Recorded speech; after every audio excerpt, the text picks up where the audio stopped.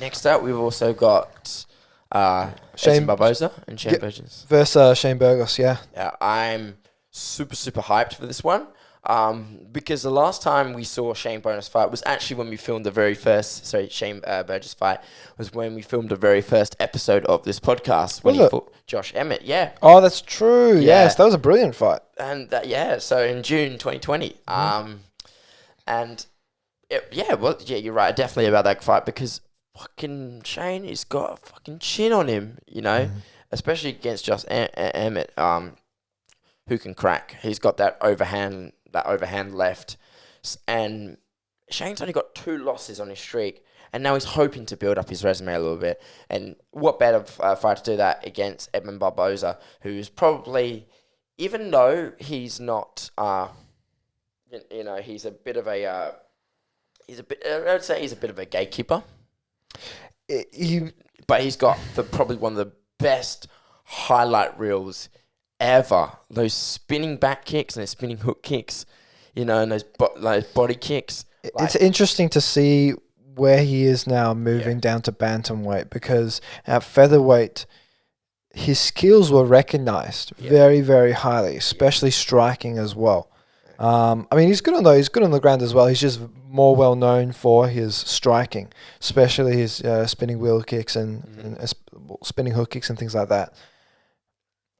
It's an interesting fight because Burgos has an absolute chin, but he's wild as well. He's a very interesting man to watch. Michael Chandler even says himself that's his favorite fighter to watch in the UFC.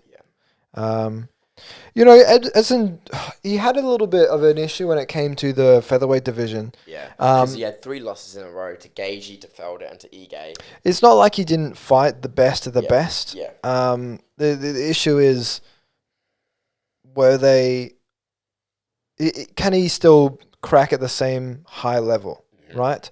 With Edson moving down to bantamweight, it was an interesting thing to see him fight at a lower weight class, because I didn't really think he could strip any more fat off him. When he was at featherweight, very, very cut. He's fought at lightweight before as well. I had no idea how he could move down to bantamweight. It's similar to like a Frankie Edgar moving from lightweight to featherweight, then to bantamweight. It's very interesting because you can't imagine them getting any smaller. No. So I wonder if perhaps this bantamweight favors Barboza's striking style, and in order to keep the weight down, he's got to do an enormous amount of cardio and aerobic conditioning, which will then translate to a really high output when it comes to his striking on the feet. Look, he's on a 1-fight win streak, now that he's moved down to the bantamweight division. But it wasn't that long ago that he was on a 3-fight losing streak in the featherweight division. He's transitioned from lightweight to featherweight and now to bantamweight. He's accumulated a lot of fights in the UFC. He's been around for such a long time. Do you think he can be around the up-and-coming hungry dogs like Shane Burgos?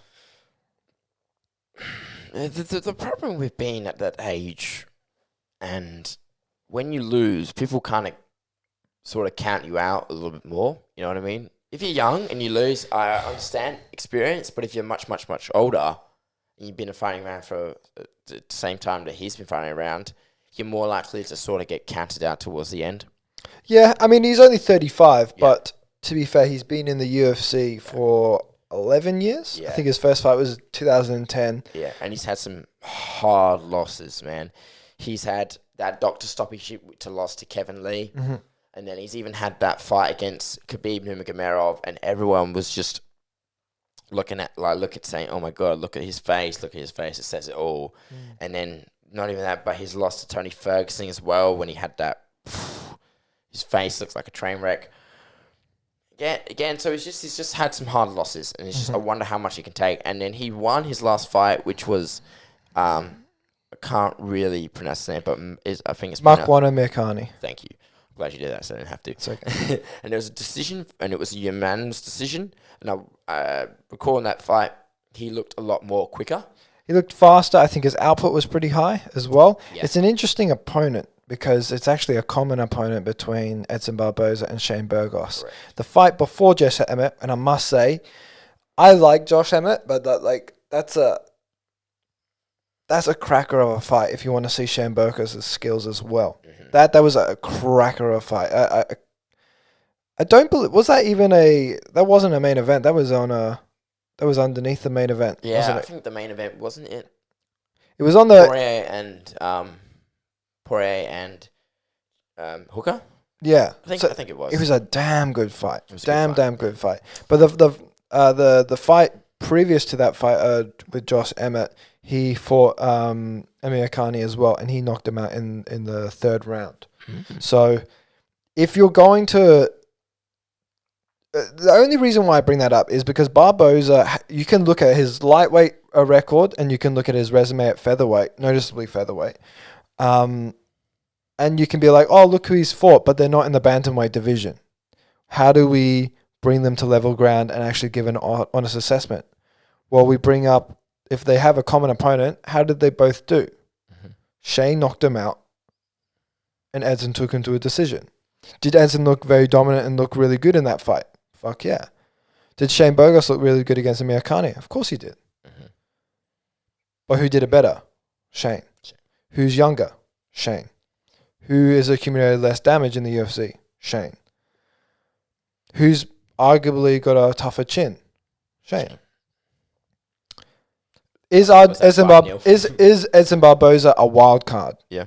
Yes. But I would take Shane in this fight. I think Edson Barboza is incredibly good on the feet. But I think the amount of damage he's accumulated has kind of... It questions on the level of ability that he currently has, right? And I think Shane is just a hungry dog rising up in the bantamweight division, and that's his natural weight and where he fights at. Yes, he has less experience, right? But he's not a young dog. Yeah. He's 30 years old, coming into his prime. Edson is moving out of his prime and in a fresh new division. Mm-hmm. We don't even know if maybe Barboza will be able to make that weight. I still question how the fuck he made weight the first time. Yeah. Right? Obviously using a nutritionist, but I think... I'm actually going to say Shane Burgos is going to knock out Edson Barboza. Really? I think he's going to knock him out I believe it's second round. decision. I think he's going to knock him out second round.